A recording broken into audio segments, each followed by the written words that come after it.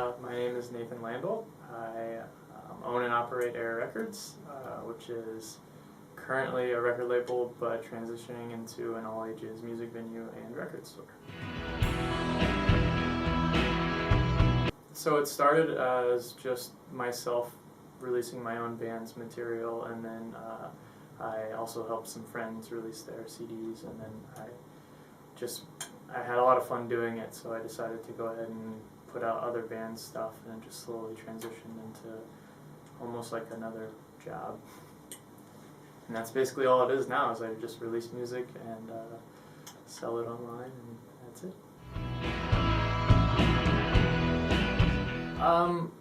Fruition. Actually when the first collective meeting happened, which would have been probably around 2 years ago, I'd say, that was our main goal. I think that goal just became further and further away the more people that became involved, and the more shows that were happening, and we were trying to just help everyone, and the funding just wasn't growing really. So there wasn't a clear sight of getting an all-ages venue. It turned into mostly us like helping book bands, and which is a great thing, but then it slowly died out because everyone was busy with school and work and all that. So yeah, that's about the history of Sea Collective. I was a little, I don't know, not upset, just a little, just wishing that the collective would have been able to get the venue up and going. So I thought long and hard about it, and it's been something I've wanted to do myself for a number of years anyway.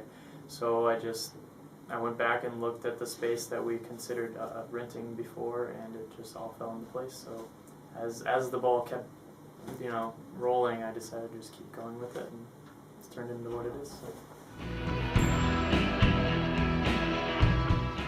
The collective is definitely involved, and they've donated the remaining funding that they had to the cause, and a lot of the people that were a part of it are helping book shows to do basically benefit shows to raise more money, and I think a number of those same people are going to put on shows and continue to help bands in the community and nationwide, that kind of thing. So I don't know if anyone's going to continue to use the collective name. We're not certain.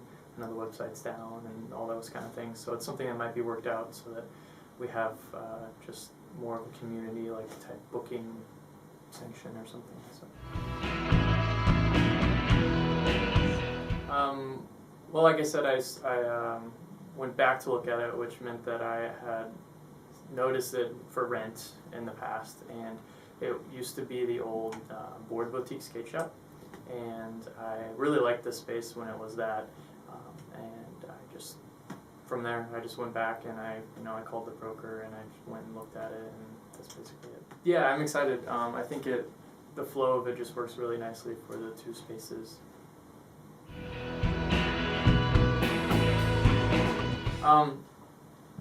Everything will be called Error Records, just to keep it simple. There'll just be different, emails and stuff like that. The venue, the store, that kind of thing. It's the only way, or not the only way, but just the easiest way to not go crazy running a business.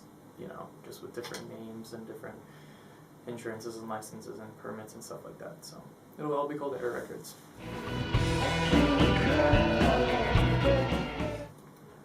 I think just having an accessible place in general really would help the scene out, and we have a couple spaces in town that are all ages, but one's a restaurant, one is a community arts space, so there are a lot of other things always happening. So I think those places are great, but they're not easily accessible. So I think this space will be easily accessible and will be focused mostly on music.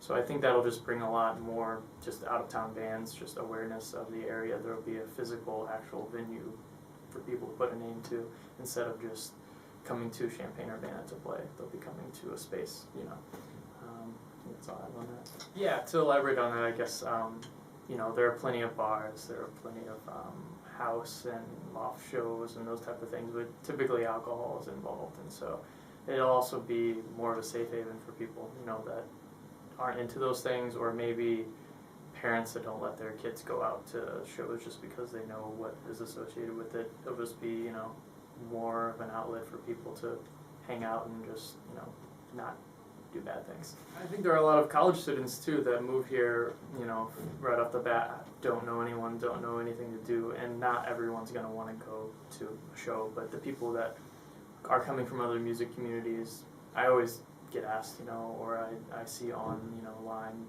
We do have the Champaign Urbana show group, and people are always asking, and they don't get a lot of answers, you know, like, where do I go to shows, what do I do to get involved, and I think having a space like this will make it much easier for people.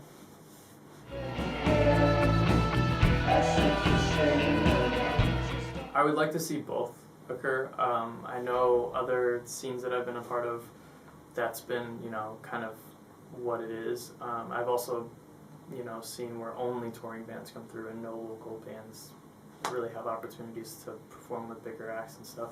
So I would like it to continue as it is, but then hopefully slowly integrate, you know, bigger and hopefully better bands coming through.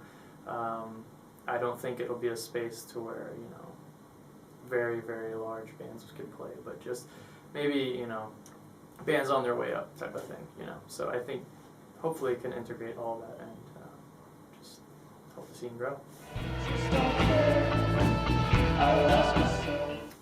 The art space is still, you know, there's still a little bit of that being tweaked and worked out. I've definitely been to plenty of exhibits, and I know a lot of artists, but not like booking. I haven't, you know, put on an exhibit myself. So the record store will, you know, be the front area that'll, you know, sustain itself type of thing. And then the art, there will be exhibits, you know, in the venue space area when there are not shows, so we can set it up for, you know, the particular artist or artist.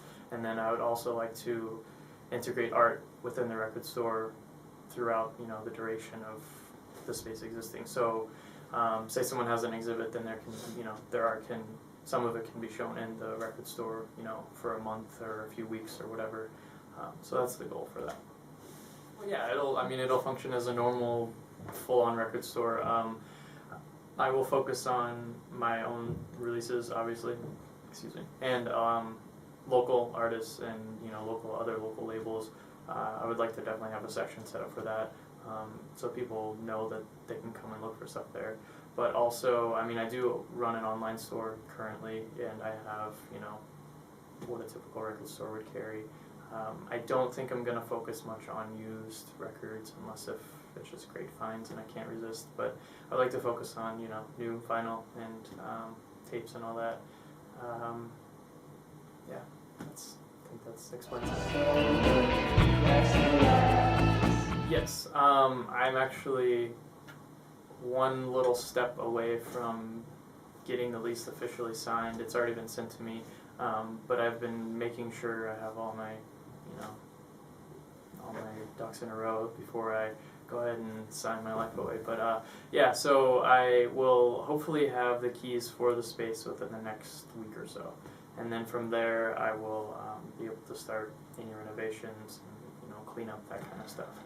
There still are a few things as far as the venue portion goes. A lot more detail goes into like the insurances and stuff like that and permits. So the record store portion, I think, will probably be open a little bit earlier than the venue, but as soon as everything's good to go for the venue, it'll be open as well. I mean, my goal is to do it all at the same time, but we'll see how that happens.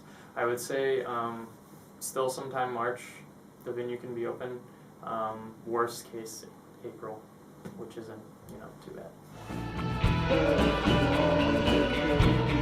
Yeah, just that there's an Indiegogo fundraiser currently up, and it has about 3 weeks left. That is at indiegogo.com/Error Records.